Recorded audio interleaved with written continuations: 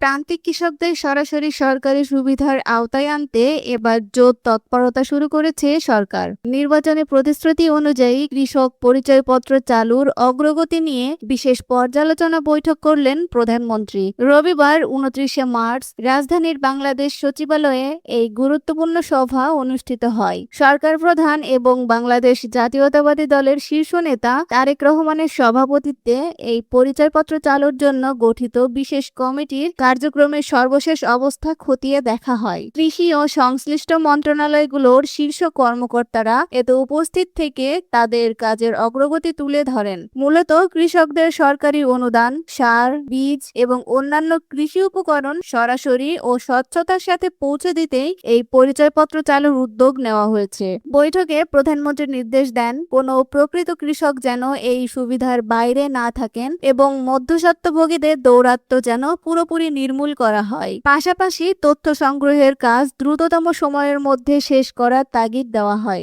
রাষ্ট্রের শীর্ষ পর্যায় থেকে এমন সরাসরি তদারকি প্রমাণ করে যে কৃষিখাতের উন্নয়ন এবং খাদ্য নিরাপত্তা নিশ্চিত করতে সরকার কতটা বদ্ধপরিকর। এই পরিচয়পত্র চালু হলে তৃণমূলের কৃষকরা যেমন আর্থিকভাবে লাভবান হবেন, তেমনি দেশের সামগ্রিক কৃষি ব্যবস্থায়ও একটি বড় ইতিবাচক পরিবর্তন আসবে। নির্ধারিত সময়ের মধ্যে এই যুগান্তকারী উদ্যোগ মাঠ পর্যায়ে কতটা কার্যকরভাবে বাস্তবায়িত হয়, এখন সেটাই দেখার বিষয়।